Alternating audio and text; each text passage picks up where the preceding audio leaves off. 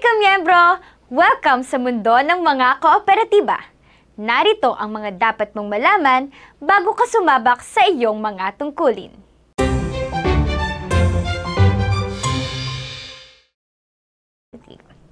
Una, ano ang co-op? Pangalawa, ano ang tinalak multipurpose cooperative? At pangatlo, ano ang katungkulan mo bilang miyembro at empleyado? Ang PMES o Pre-Membership Education Seminar ay ginagamit upang pagbigyang alam ang mga bagong miyembro patungkol sa ating kooperatiba, mga benepisyo at pribilehiyo at mga programa nito para sa mga miyembro. Ang kooperatiba ay isang organisasyon kung saan ang mga miyembro ang may-ari. Hindi ka lamang isang empleyado, miyembro at may-ari ka din.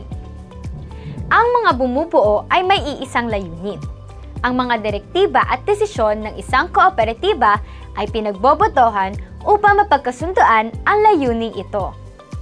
Ang mga miyembro ay namumuhunan ng hindi lamang pera, kundi pati oras at lakas upang maging parte ng pamamahagi ng kita. Ang bawat miyembro ng kooperatiba ay nakakatanggap ng karagdagang kita bukod sa sweldo na tinatawag na Interest on Share Capital and Patronage Refund o ISCPR. Maraming iba't ibang uri ng kooperatiba. Ang mga uri ng kooperatiba na makikita natin ay ang mga sumusunod. Una, credit cooperative. Nais mo bang magkaroon ng savings account kung saan ang pera mo ay kumikita ng interest buwan-buwan? O kaya naman nangangailangan ka ba ng loans para sa pang-araw-araw na gastusin? Ang credit cooperative ay may mga programa sa savings at loans para sa mga miyembro nito. Pangalawa, consumer cooperative. Ang layunin ay magbenta ng mga produkto sa mga miyembro nito, kadalasan sa mas murang halaga. Pangatlo, labor service cooperative. Ang prioridad ay makapagbigay ng oportunidad magtrabaho sa mga miyembro nito. Ang ating kooperatiba ay isang multipurpose cooperative. Ito ay binubuo ng higit sa isa o dalawang uri ng kooperatiba. Ano ang kaibahan ng manpower agency sa ating kooperatiba? Sa agency ay limitado lamang ang ating natatanggap. Trabaho, sahod, benepisyo mula sa gobyerno, at kinakaltasan ang mga manggagawa ng agency fee. Habang sa kooperatiba mayroon tayong trabaho, sahod, benepisyo mula sa gobyerno, ISCPR, libreng training na naaayon sa pangangailangan na papasukan, savings at loans programs, posibleng scholarship program para sa ating mga dependents, at marami pang iba.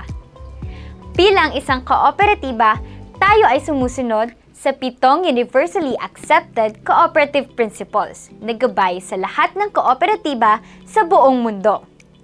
First principle, voluntary and open membership. Ang pagsali sa kooperatiba ay voluntaryo at walang diskriminasyon sa kasarian, politikal at relihiyon. Mayroong dalawang klase ng miyembro. Number 1, associate member. Lahat ay nagsisimula bilang associate member na mayroong benepisyo mula sa kooperatiba ayon sa tagal ng pagiging miyembro at kontribusyon sa kooperatiba. Number 2, regular member. Pag ang associate member ay tumagal na ng hindi bababa sa 2 taon bilang miyembro na may magandang performance record at dumaan sa proseso ng nominasyon, siya ay magiging regular member. Ito ay may dagdag na responsibilidad at magiging kabilang tayo sa General Assembly na may karapatang bumoto sa mga desisyon ng kooperatiba. Tandaan, ang associate at regular membership na ito ay membership sa kooperatiba at hindi status ng regular employment. Second principle, democratic member control. Bilang may-ari, ang mga miyembro ay kabilang sa paggawa ng desisyon sa mga polisiya ng kooperatiba. Sa General Assembly, nagpapasya ang mga regular member sa mga patakaran ukol sa pamamahala ng kooperatiba. Mula sa mga regular members, binoboto ang Board of Directors. Third principle, member economic participation. Ang lahat ng member owners ay namumuhunan ng kapital na nagiging dagdag kita nila kapag mayroong net surplus ang kooperatiba o kapag ang kooperatiba ay kumita ng higit sa gastos nito. Ang nakukuha ng miyembro ay base sa puhunan at serbisyong ibinigay sa kooperatiba. Ito ay base sa kita ng kooperatiba mula Enero hanggang Desyembre ng nakaraang taon. Fourth principle, autonomy and independence. Ang ating kooperatiba ay pinamamahalaan ng mga kapwa nating member owners at malaya tayo mula sa mga external na impluwensya at kontrol. Pero sumusunod tayo sa mga patakaran at alituntunin na ating mga governing bodies. Fifth principle, education, training, and information. May bahagi ng net surplus ng kooperatiba na nakalaan para sa education at training, para mapaunlad pa natin ang ating mga kakayahan. Sixth principle, cooperation among cooperatives. Bilang kooperatiba, nais din nating suportahan ang kapwa natin kooperatiba. Meron tayong cooperative partners para sa ibang mga serbisyo. Seventh principle, concern for community. Tayo ay nagbabahagi sa mga community programs kagaya ng blood donations, pagtatayo ng tulay, at iba pa.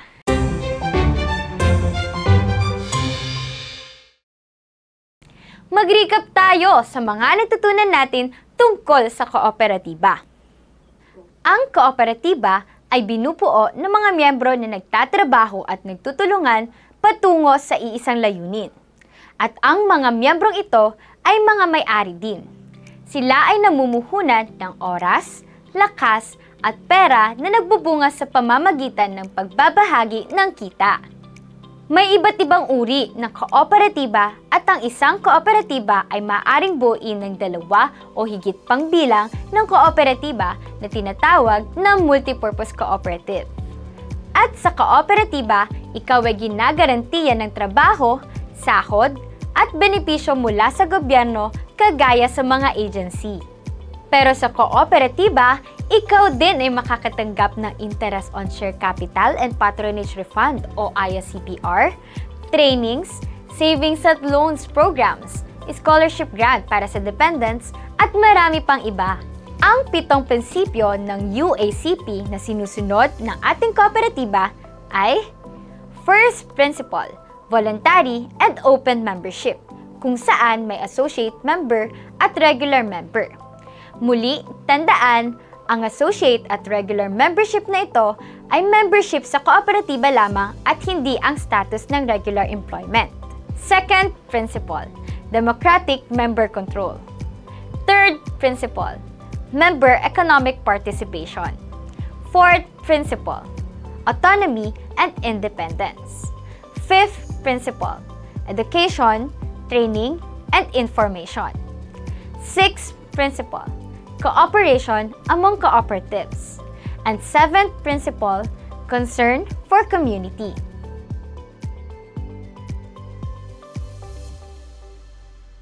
Ngayong alam na natin kung ano ang co-op, pumunta naman tayo sa kung ano ang Tinalak MPC.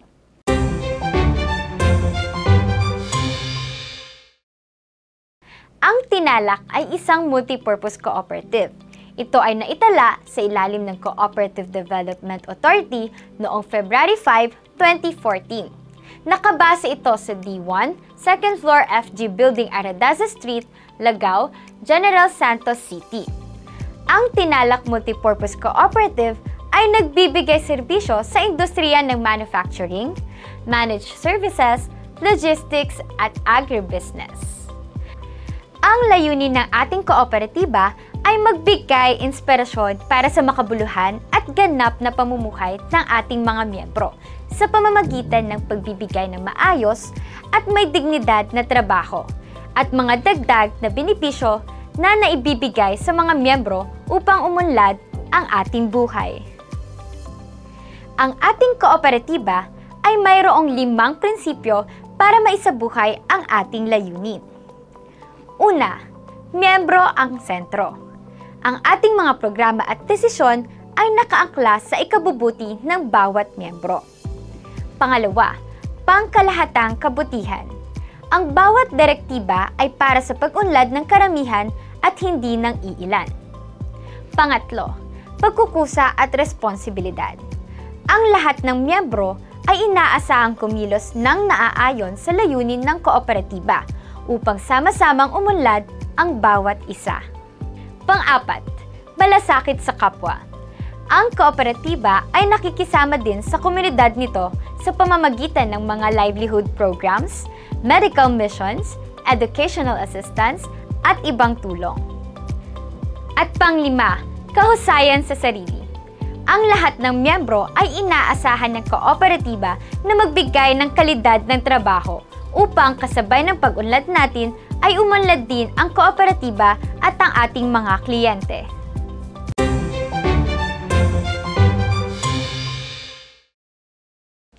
Mag-recap tayo sa mga natutunan natin tungkol sa layunin at mga prinsipyo ng ating kooperatiba.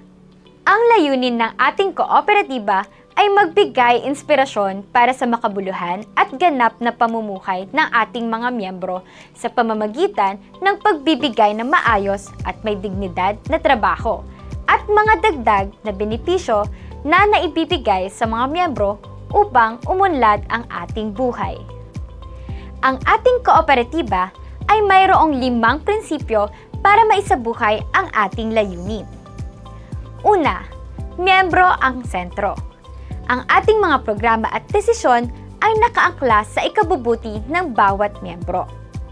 Pangalawa, pangkalahatang kabutihan. Ang bawat direktiba ay para sa pag-unlad ng karamihan at hindi ng iilan. Pangatlo, pagkukusa at responsibilidad. Ang lahat ng miyembro ay inaasahang kumilos ng naaayon sa layunin ng kooperatiba upang sama-samang umunlad ang bawat isa. Pang-apat, malasakit sa kapwa. Ang kooperatiba ay nakikisama din sa komunidad nito sa pamamagitan ng mga livelihood programs, medical missions, educational assistance, at ibang tulong. At pang-lima, kahusayan sa sarili. Ang lahat ng miyembro ay inaasahan ng kooperatiba na magbigay ng kalidad ng trabaho upang kasabay ng pag-unlad natin ay umunlad din ang kooperatiba at ang ating mga kliyente.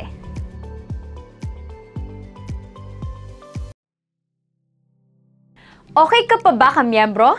Nasa huling bahagi na tayo ng PMES kung saan ipapaliwanag ang membership sa kooperatiba. Makinig mabuti dahil ang pag-uusapan natin ay tungkol sa iyo.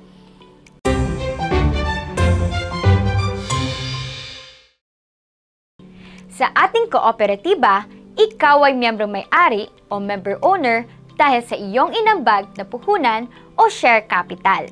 Ang iyong share capital ay iyong investment sa kooperatiba para sa kapital nito.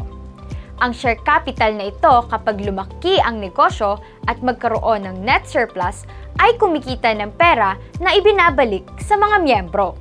Ang bawat miyembro ay may pantay-pantay na responsibilidad sa pag-unlad or gains at mga pagsubok, losses or failures ng kooperatiba. Paano ba maging miyembro? Kinakailangan na tayo ay empleyado ng kooperatiba. Step number 1. Dumaan sa application process. Magpasa ng requirements gaya ng government numbers, clearances at IDs, proof of education, medical results, at photocopy ng inyong birth certificate. Step number 2.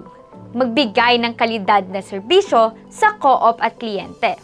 Step number 3. Mag-ambag sa membership fee at puhunan o share capital. Ano ang membership fee?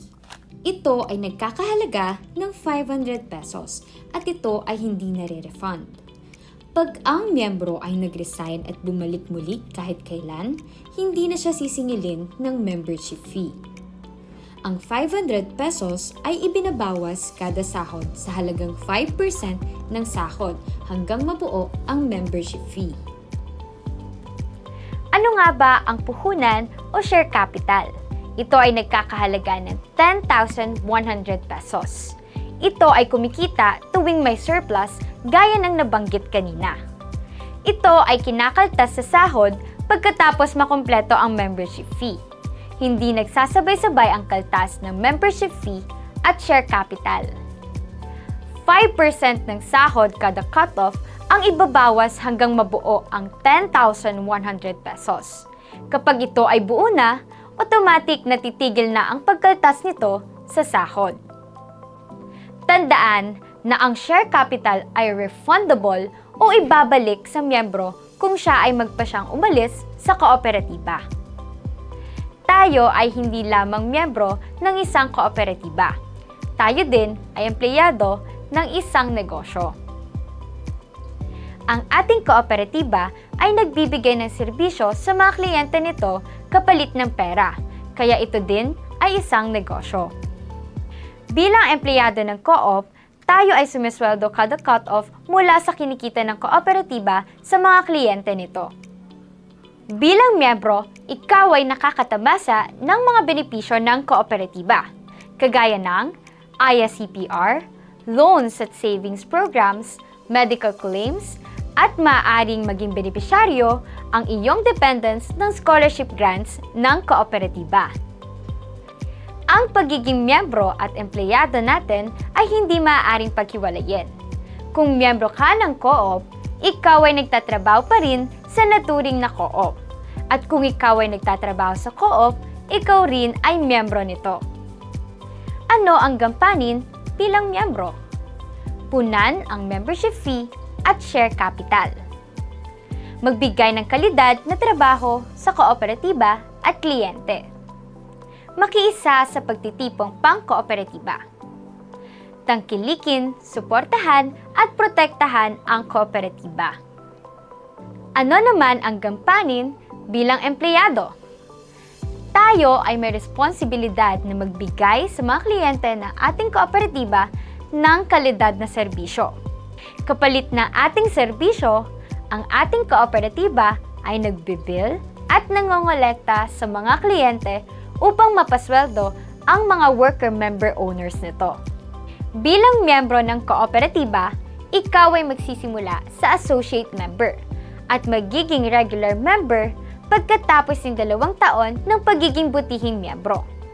Bilang empleyado naman ng negosyo, may 2 uri din ng empleyado. Una, tayo ay magsisimula bilang probational member sa loob ng 6 na buwan o higit pa. Depende sa kalidad ng serbisyong naibigay mo sa kooperatiba o kliyente ng kooperatiba.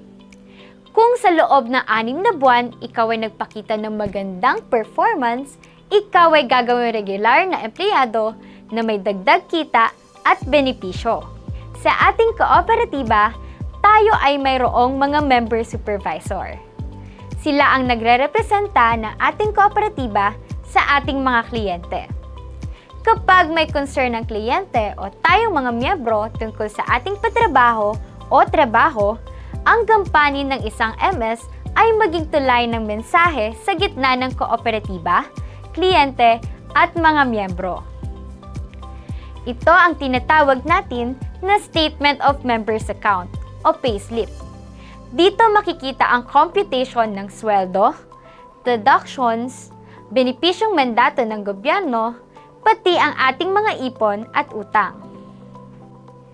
Makukuha ang SOMA pagkatapos ng 2 bagay. Una, pagbigay ng kalidad na serbisyo sa kliyente. Pangalawa, pagpasa ng Service Activity Record, timesheet o DTR sa ating MS sa schedule ng pasahan. Ang SOMA ay matatanggap sa schedule ng sahod. Ang SOMA ay binubuo ng 3 bahagi. Una, dito nakikita ang gross at net pay o kung ano ang matatanggap natin sa payout, allowance at ang government-mandated benefits na ikinaltas sa sahod natin.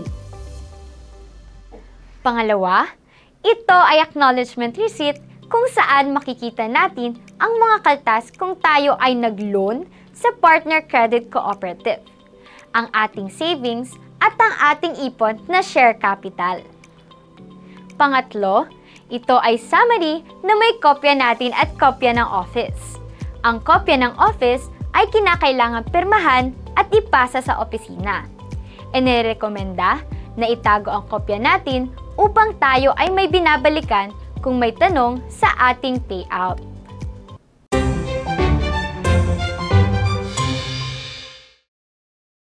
Mag-recap tayo sa mga natutunan natin.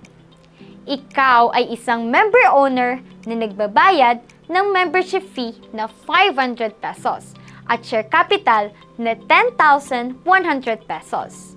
Ang mga ito ay hulugan at ikakaltas sa iyong sweldo kada cut-off sa halagang 5% ng iyong payout. Ikaw ay empleyado ng ating kooperatiba na nagbibigay ng serbisyo sa kliyente na nagbabayad upang ikaw ay mapasweldo. Tayo ay mayroong member supervisor na maaari nating lapitan sa mga tanong patungkol sa trabaho at kung kanino manggagaling at ipapadaan ang mga mensahe at balita sa pagitan ng miyembro at kooperatiba. Tandaan, si member supervisor ang maaari nating lapitan kung tayo ay may katanungan sa ating sweldo, deductions, patrabaho o anumang concerns tungkol sa co-op. Kada sweldo ay binibigyan tayo ng SOMA kung saan pinapakita ang sweldo, deductions, loans, at savings natin kung mayroon man. Ito ay dapat itago para may dokumentong maaaring balikan kung mayroon tayong concern sa sahod natin.